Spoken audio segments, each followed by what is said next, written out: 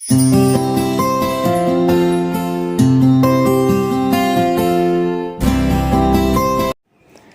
ಮಕ್ಕಳ, ಎಲ್ಲ ಚೆನ್ನಾಗಿದ್ದೀರಾ? ಮನೆಯಲ್ಲೇ ಇರಿ, ಸುರಕ್ಷಿತವಾಗಿರಿ, ಸಾಮಾಜಿಕ ಅಂತರವನ್ನು ಸದಾ ಕಾಯ್ಕೊಳ್ಳಿ. ಎಲ್ಲ ವಿಡಿಯೋಗಳನ್ನು ನೋಡಿ ನೀಡಿರುವ ಕಾರ್ಯಚಟುವಟಿಕೆಗಳನ್ನು ನೀಟಾಗಿ ಮಾಡಿ ಮುಗಿಸಿದ್ದೀರಾ ಅಂದ್ಕೊಂಡಿದ್ದೀನಿ. ನಾವು ಈ ದಿನ ಹೊಸ ಮೈಲಿಗಲ್ಲಿನಲ್ಲಿ ಹೊಸದೊಂದು ಗುಣಿತಾಕ್ಷರವನ್ನು ಪರಿಚಯ ಮಾಡಿಕೊಳ್ಳೋಣ. ರೆಡಿನಾ ನೀವೆಲ್ಲ? ಮೈಲಿಗಲ್ಲು 5ರಲ್ಲಿ 51ರಿಂದ 56ರವರೆಗಿನ ಮೆಟ್ಟಿಲುಗಳನ್ನು ಅಭ್ಯಾಸ ಮಾಡಿ ಅರ್ಥ ಮಾಡಿಕೊಂಡು ಸಂತಸದಿಂದ ಎಲ್ಲ ಚಟುವಟಿಕೆಗಳನ್ನು ನಿರ್ವಹಿಸೋಣ. ಮಕ್ಕಳ, 51ನೇ ಮೆಟ್ಟಿಲಿನ ನಾಯಿ ಲೋಗೋದಡಿ ಚಿತ್ರವನ್ನು ಹೆಸರಿಸಿ ಚಟುವಟಿಕೆ ಇದೆ. ಈ ಕಾರ್ಡ್ ನೋಡಿ, ನೋಡ್ತಾ ಇದ್ದೀರಾ? 4 ಚಿತ್ರಗಳಿವೆ. 1ನೇ ಚಿತ್ರದ ಹೆಸರೇನು ಪುಟ, ನೀನು ಹೇಳ? ಹಾಂ, ಮನೇನೂ ಸರಿ, ನೀನು ಹೇಳಿದ್ದು ಸರಿ ಇದೆ. ಆದರೆ ಈ ಚಿತ್ರಕ್ಕೆ ಇನ್ನೊಂದು ಹೆಸರಿದೆ. ಅದೇನು ಗೊತ್ತಾ? ಮನೇನ ಗೃಹ ಅಂತಲೂ ಕರೀತಾರೆ. ಮನೆಗಿರುವ ಇನ್ನೊಂದು ಹೆಸರೇನು ಹಾಗಾದರೆ? ಗೃಹ. ನೆನ್ಪಿಟ್ಕೊಳ್ಳಿ. 2ನೇ ಚಿತ್ರ ನೋಡಿದ್ದೀರಾ ನೀವು? ಎತ್ತು, ಗೂಳಿ, ಬಸವ ಅಂತ ಕರಿತೀರಲ್ಲ, ಅದಕ್ಕೂ ಸಹ ಇನ್ನೊಂದು ಹೆಸರಿದೆ. ಏನು ಗೊತ್ತಾ? ಅದನ್ನು ವೃಷಭ ಅಂತಲೂ ಕರೀತಾರೆ. 3ನೇ ಚಿತ್ರ ನೋಡಿ, ನಾನೇ ಹೇಳ್ತೀನಪ್ಪ. ಇದರ ಹೆಸರೇನು ಗೊತ್ತಾ? ಹೃದಯ. ಇದು ಎಲ್ಲರ ದೇಹದಲ್ಲೂ ಇದೆ. 4ನೇ ಚಿತ್ರ ಹೆಸರು ಮೃದಂಗ. ಇನ್ನೊಮ್ಮೆ ಹೇಳಿ: ಗೃಹ, ವೃಷಭ, ಹೃದಯ, ಮೃದಂಗ. ಚಿತ್ರ ನೋಡಿದ್ರಲ್ಲ, ಹೆಸರುಗಳನ್ನು ನೆನ್ಪಿಟ್ಕೊಳ್ಬೇಕು. ಮುಂದೆ ನಾನು ಮತ್ತೆ ನಿಮ್ಮನ್ನು ಕೇಳ್ತೀನಿ. ಮಕ್ಕಳ, ಮೀನು ಲೋಗೋದಡಿ 52ನೇ ಮೆಟ್ಟಿಲಿನಲ್ಲಿ ನಾವು ಮಾಡುವ ಚಟುವಟಿಕೆ ಮತ್ತೊಂದು ಗುಣಿತಾಕ್ಷರದ ಪರಿಚಯ. ನಾವೀಗ ಐತ್ವದ ಗುಣಿತಾಕ್ಷರ, ಓತ್ವದ ಗುಣಿತಾಕ್ಷರ, ಓತ್ವನ್ ದೀರ್ಘದ ಗುಣಿತಾಕ್ಷರ, ಔತ್ವದ ಗುಣಿತಾಕ್ಷರಗಳನ್ನು ಕಲ್ತ್ವಿ. ಹೌದು ತಾನೆ? ಈಗ ರು ಸ್ವರದೊಂದಿಗೆ ರು ಸ್ವರ ಚಿಹ್ನೆಯ ಆಕಾರವನ್ನು ಸಹ ನೀವು ತಿಳ್ಕೋಬೇಕು. ಇದನ್ನು ಕೊಟ್ರು ಸುಳ್ಳಿ ಅಂತ ಕರೀತಾರೆ, ಅಥವಾ ಒಟ್ರು ಸುಳ್ಳಿ ಅಂತಲೂ ಕರೀತಾರೆ. ವ್ಯಂಜನಾಕ್ಷರಗಳಿಗೆ ಈ ರು ಸ್ವರ ಚಿಹ್ನೆಯನ್ನು ಹಚ್ಚಿದಾಗ ಉಂಟಾಗುವ ಗುಣಿತಾಕ್ಷರಗಳನ್ನು ಓದಬೇಕು, ಬರಿಬೇಕು. ನಾನೊಮ್ಮೆ ರು ಸ್ವರ ಚಿಹ್ನೆ ಹಚ್ಚಿದ ಗುಣಿತಾಕ್ಷರಗಳನ್ನು ಓದ್ತೀನಿ. ನೀವು ಸಹ ಆಲಿಸ್ಕೊಂಡು ಹೀಗೆ ಓದಬೇಕು. ಓದ್ತೀರಲ್ಲ? ಈಗ ನಿಮ್ಮ ಎದುರಿಗಿರುವಂತಹ ಕಾರ್ಡನ್ನು ನೋಡಿ, ಅದರ ಮೇಲೆ ಕೈ ಇಡಿ. ಹೇಳ್ತೀರಾ?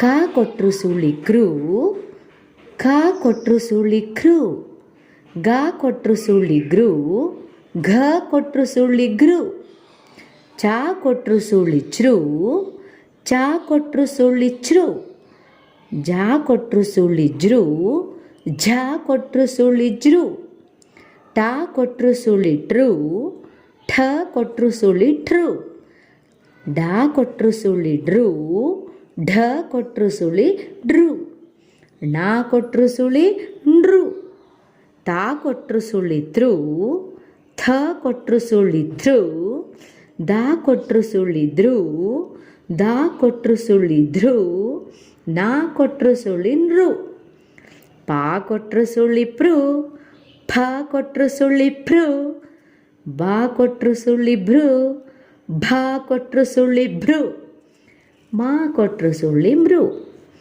ಯಾ ಕೊಟ್ರು ಸುಳ್ಳಿ ರು, ರಾ ಕೊಟ್ರು ಸುಳ್ಳಿ ರು, ಲಾ ಕೊಟ್ರು ಸುಳ್ಳಿ ರು, ವಾ ಕೊಟ್ರು ಸುಳ್ಳಿ ರು, ಶಾ ಕೊಟ್ರು ಸುಳ್ಳಿ ಶ್ರೂ, ಶ ಕೊಟ್ರು ಸುಳ್ಳಿ ಶ್ರೂ, ಸಾ ಕೊಟ್ರು ಸುಳ್ಳಿ ಸ್ರು, ಹಾ ಕೊಟ್ರು ಸುಳ್ಳಿ ರು, ಲಾ ಕೊಟ್ರು ಸುಳ್ಳಿ ಳೃ. ಹೀಗೆ ಇವುಗಳನ್ನು ಓದಬೇಕು. ಓದಿದ ನಂತರ ಬರೀಬೇಕು ಸಹ. ಈಗ ನಿಮ್ಮ ಬಳಿ ಇರುವ ಅಭ್ಯಾಸ ಪುಸ್ತಕದ 53ನೇ ಮೆಟ್ಟಿಲನ್ನು ತೆರೀರಿ. ನಿಮ್ಮ ಅಭ್ಯಾಸ ಪುಸ್ತಕದ್ದು 53ನೇ ಮೆಟ್ಟಿಲನ್ನು ಎಲ್ಲರೂ ಓಪನ್ ಮಾಡಿ. ಅದರಲ್ಲಿ ನೀವು ಈಗ ಕಲ್ತ್ರಲ್ಲ, ರು ಸ್ವರ ಚಿಹ್ನೆಯನ್ನು ಹಚ್ಚೋದನ್ನು ಆ ಪುಸ್ತಕದಲ್ಲಿರುವ ಎಲ್ಲ ವ್ಯಂಜನಾಕ್ಷರಗಳಿಗೂ ಸಹ ಹಚ್ಚಬೇಕು. ಹಾಗೆ ಹಚ್ಚಿ ಆದ ನಂತರ ಅದನ್ನು ಓದಬೇಕು. ಮಕ್ಕಳ, ಈ ನರಿ ಲೋಗೋದಡಿ 54ನೇ ಮೆಟ್ಟಿಲಿನಲ್ಲಿ ಬಂದ ಸನ್ನಿವೇಶ ರಚನೆ ಚಟುವಟಿಕೆಯಲ್ಲಿ ಶಿಕ್ಷಕರು ಅವ್ರ ಶಾಲೆ ಮಕ್ಕಳನ್ನು ಚಿತ್ರಕಲಾ ಪ್ರದರ್ಶನಕ್ಕೆ ಕರ್ಕೊಂಡೋಗಿದ್ದಾರೆ. ನಿಮಗೆ ಈ ಚಿತ್ರಗಳ ಹೆಸರು ಈಗಾಗಲೇ ಪರಿಚಯ ಆದವು, ಮಾಡಿಕೊಂಡ್ರಲ್ಲ ಹಿಂದೆ. ನಾನು ಕೆಲವು ಪ್ರಶ್ನೆ ಕೇಳ್ತೀನಿ, ನೀವು ಇವುಗಳಿಗೆ ಯೋಚನೆ ಮಾಡಿ ಉತ್ತರಿಸಬೇಕು. ಹೇಳ್ತೀರಲ್ಲ? ಮನೆಗೆ ಇರುವ ಇನ್ನೊಂದು ಹೆಸರೇನು? ಮನೆಗೆ ಇರುವ ಇನ್ನೊಂದು ಹೆಸರೇನು? ಗೃಹ ಚಿತ್ರದ ಪಕ್ಕಕ್ಕಿರುವ ಚಿತ್ರದಲ್ಲಿರುವುದು ಏನು? ನೀವು ಗೃಹ ಚಿತ್ರ ನೋಡಿದ್ರಲ್ಲ, ಅದರ ಪಕ್ಕಕ್ಕೊಂದು ಚಿತ್ರ ಇದೆ ನೋಡಿ. ಎತ್ತು, ಗೂಳಿ, ಬಸವ ಅಂತ ಕರೀತಾರೆ ಅಂತ ಹೇಳಿದ್ನಲ್ಲ, ಆ ಚಿತ್ರ ಏನು? ಹೃದಯ ಹೇಗೆ ಬಡಿದುಕೊಳ್ಳುತ್ತದೆ? ವಾಕ್ಯ ಮಾಡಿ ಹೇಳಬೇಕು. ಈ ಪದವನ್ನು ಉಚ್ಚರಿಸ್ರಿ. ಮೃದಂಗ. ಹೇಳಿ, ಮೃದಂಗ. ಹಾಂ, ಎಲ್ಲವಕ್ಕೂ ಉತ್ತರಿಸಿದ್ರಿ. ನೀವು ಜಾಣ ಮಕ್ಕಳು.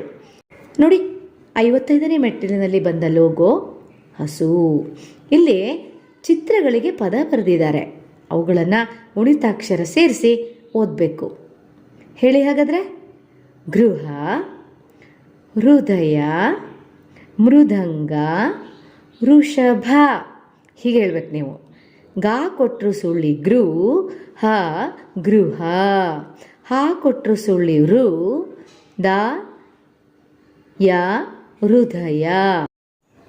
ಮಾ ಕೊಟ್ಟರು ಸುಳ್ಳಿ ಮೃ, ದಾಕೊಂದು ಸೊನ್ನೆ ದಂ, ಗ ಮೃದಂಗ.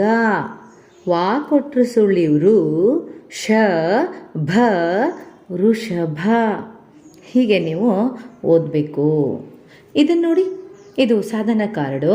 ಇದರಲ್ಲಿ ರು ಸ್ವರಾಕ್ಷರದಿಂದಾದ ಗುಣಿತಾಕ್ಷರದಿಂದಲೇ ಪದಗಳ ರಚನೆಯಾಗಿದೆ. ಕೊಟ್ರೆ ಸುಳ್ಳಿ ಹಚ್ಚಿರುವಂತಹ ಪದಗಳನ್ನು ನೋಡಿದ್ರಲ್ಲ ನೀವು, ಆ ಪದಗಳಿಂದಲೇ ಪದಗಳು ರಚನೆಯಾಗಿದ್ದಾವೆ. ಹೇಳಿ. ಧ್ರುವ, ನೃಪ, ಮೃದು, ಶ್ರುತಿ, ಕೃಷಿ, ತೃಣ, ಸೃಜನ, ತೃತೀಯ, ಆಕೃತಿ, ಕೃಪಣ, ವಿಕೃತಿ, ಅಮೃತ, ಜಾಗೃತಿ, ಕೃತಕ. ಹೀಗೆ ಇವುಗಳನ್ನು ಗಮನಿಸಿ ಓದಬೇಕು. ಈ ಕೆಳಗಿನ ಪದಗಳನ್ನು 2 ಗೆರೆಯ ಹಾಳೆಯಲ್ಲಿ 2 ಗೆರೆಗಳಿಗೂ ತಾಗಿಸಿ ದುಂಡಾಗಿ ಬರಿಬೇಕು. ಹಾಗೆ ನಿಮ್ಮ ಗೆಳೆಯರ ಸಹಾಯದಿಂದ ಉತ್ತಲೇಖನವನ್ನು ಸಹ ಬರಿಬೇಕು. ನೀವೇನು ಮಾಡಬೇಕಪ್ಪ ಅಂತಂದರೆ ಇವುಗಳನ್ನು ಗಮನವಿಟ್ಟು ಓದಬೇಕು. ಓದ್ತಿರಲ್ಲ? ಹಾಂ.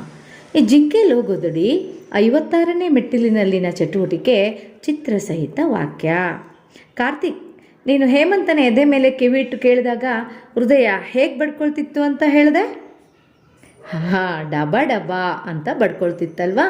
ನೋಡು, ಹೃದಯ ಪದದಿಂದ 3 ವಾಕ್ಯ ಮಾಡಿದ್ದಾರೆ. ಇವುಗಳನ್ನು ಓದಿ 2 ಗೆರೆಯ ನೋಟ್ ಪುಸ್ತಕದಲ್ಲಿ ದುಂಡಾಗಿ ಬರಿಬೇಕು. 2ನೇ ಚಿತ್ರ ಕೃಷಿಕ ಅನ್ನೋ ಪದದಿಂದ ಸಹ 3 ವಾಕ್ಯ ರಚಿಸಿದ್ದಾರೆ. ಇವುಗಳನ್ನು ಸಹ ಓದಿ ಬರಿಬೇಕು. ಸಾಧನ ಕಾರ್ಡಿನಲ್ಲಿ ಬಂದ ಪದಗಳನ್ನು ಬಳಸಿಕೊಂಡು ನಿಮಗೆ ಎಷ್ಟು ವಾಕ್ಯಗಳನ್ನು ರಚಿಸಲು ಸಾಧ್ಯ ಆಗುತ್ತೋ ಅಷ್ಟು ವಾಕ್ಯಗಳನ್ನು ನೀವು ರಚಿಸಬೇಕು. ಮಾಡ್ತೀರಲ್ಲ ಮಕ್ಕಳ? ಈ ವಾರದ ನಿಮ್ಮ ಕಾರ್ಯಯೋಜನೆ ಏನಪ್ಪ ಅಂತಂದರೆ, ಅಭ್ಯಾಸ ಪುಸ್ತಕದಲ್ಲಿ ಬರೆದ್ರಲ್ಲ, ಕೊಟ್ರ ಸುಳಿಯನ್ನು ವ್ಯಂಜನಾಕ್ಷರಗಳಿಗೆ ಹಚ್ಚಿದ್ರಲ್ಲ, ಅವೆಲ್ಲವನ್ನು ಸಹ 2 ಸಾರಿ ಬರಿಬೇಕು. ಇನ್ನು ಚಿತ್ರಸಹಿತ ವಾಕ್ಯ ಕಾರ್ಡಿನ ವಾಕ್ಯಗಳ ಜೊತೆಗೆ ನಿಮಗೆ ಇಷ್ಟವಾದ ಒಂದಿಷ್ಟು ವಾಕ್ಯಗಳನ್ನು ಬರೆದು ನಿಮ್ಮ ತರಗತಿ ಸುಗಮಕಾರರಿಗೆ ಕೊಡಬೇಕು. ಮುಂದಿನ ಅವಧಿಯಲ್ಲಿ ಮತ್ತೆ ಭೇಟಿಯಾಗೋಣ. ಧನ್ಯವಾದಗಳು.